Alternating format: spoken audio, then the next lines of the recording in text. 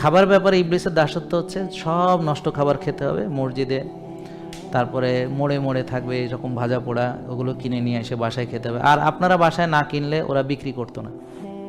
আজকে যদি এই এলাকার কেউ বাসায় বাইরে থেকে ইফতার না কেনে, তাহলে কালকেই দেখবেন ওরা আর দোকান দিবে না। 4-5 দিন যদি কেউ না কিনে, দোকান এমনি উঠে যাবে। আপনারা সবাই কিনবেন এবং খাবেন।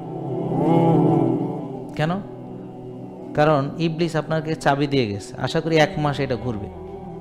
1 মাস পরে নিজে এসেও তত্ত্বাবধান করবে। বুঝেন নাই কথা?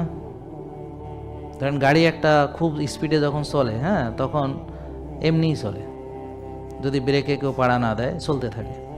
তারপর এক সময় সে থেমে দেয়, কিন্তু থামার আগে উনি আবার ছাড়া পাবেন।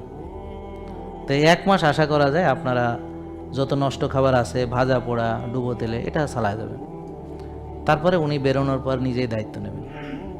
তখন এসে বলবে রাত জাগো, টেনশন করো, তারপরে ব্যায়াম করো না, অলসতা করো, বিলাসিতা করো, নষ্ট খাও, ডুবো তেলে ভাজা খাও, কালা ভুনা খাও। হ্যাঁ, তো এবারে বলবে যে তুমি ব্যায়াম করো না, তুমি অলসতা বিলাসিতা করলে ভালো, টেনশন করলে ভালো, হতাশ হইলে ভালো, ভোরে উঠবা না, দেরি করে ঘুমাবা, মসজিদে যাবা না, বাসায় পড়বা বা পড়ে নামাজ পড়ে আবার ঘুমাবা।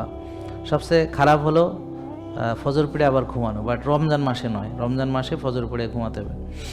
জেকে লাইফস্টাইল লিমিটেড, ওষুধ মুক্ত সুস্থ জীবন।